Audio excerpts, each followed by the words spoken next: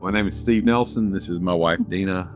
We were at Fellowship Greenville for around 22 years, and now we've been at Griggs for about 4 years. So it was really cool coming to Griggs. That was in 2022 in the spring. We just came here to hear a friend that was preaching that morning.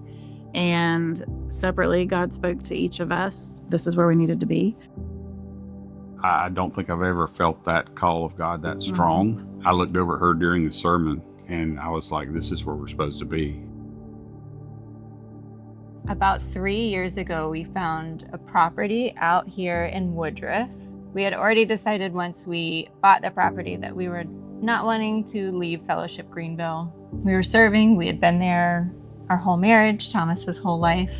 We came back to church one Sunday morning, right after we had had our third baby. They had announced that they were starting Living Vine and basically did a call to arms of, if you live in that area, if you are involved in that area, please go to that church. And so it just kind of felt like the gentle nudge we needed. We weren't looking for anything. We thought we were set and maybe we were going to die at Fellowship. You know, we were thriving, happy. We were fully involved, fully invested, you know, all the things. We really enjoyed the ministry there and being there and everything that was happening at Fellowship Greenville, and had no thought that we would have been anywhere else because of what we felt like we were already involved in there. I really felt God's call for me to join Redemption Life Fellowship through a conversation that I had with Sam. Sam and I were both in the same UCC cohort, and I knew that he was getting ready to do something different. And he had mentioned that he was potentially going to be doing some stuff with a church plant. And so I was just there's more or less a follow-up question. I said, hey, you heard any more about that? He said, actually, I have. He said, and they told me that I could recruit. So what do you think about joining us at the new church? I thought about times in my life where I felt God calling, and then I didn't get up and move and didn't take that nudge, but I was so glad to do that this time. And really, I said, I don't want to miss that this time. As we were at Fellowship, we didn't realize, we felt like we had no time to do anything else with church, because we were, we're serving on Sundays and all. And that was a neat thing coming here, because it was like all of a sudden we realized, oh, we were just complacent in what we were doing. Yeah. We did have time to be doing more intentional things. I guess I would say just be open to God's leading, because again, we were not looking.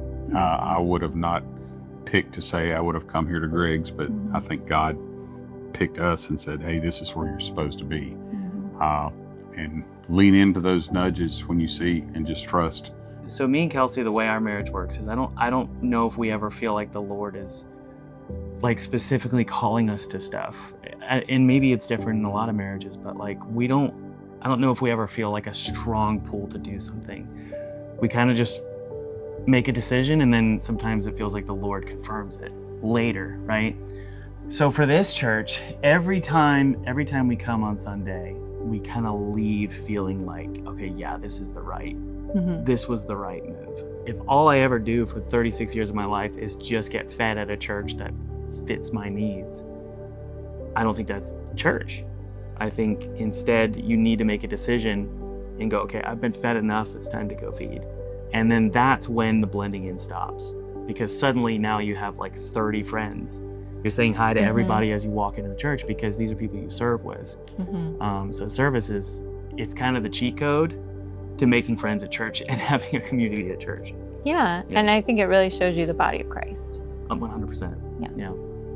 I really felt like God was calling me to step out of comfortable and step out of what you know, and join me on an adventure to do something that you actually don't have completely planned out, something that you actually can't do on autopilot, something you're going to have to listen to me through.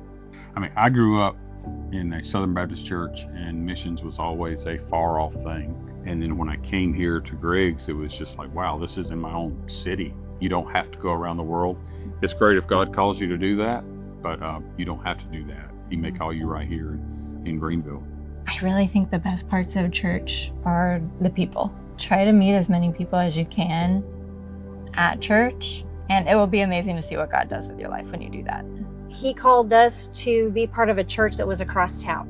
He didn't call us to go to Africa. Not that he wouldn't call us to go to Africa, but he probably knew where we were and what we could hear. And so then he's like, I'm asking you to stretch this far, but I'm not asking you to stretch this far. I just think that's such kindness and such grace. And maybe the next thing he asks us to do, we're at a place he's like, oh, okay, now I'm going to stretch you this far.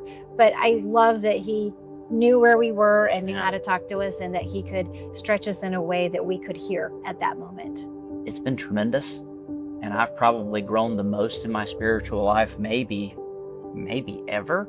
It's been an amazing journey, and I really wouldn't change it for anything.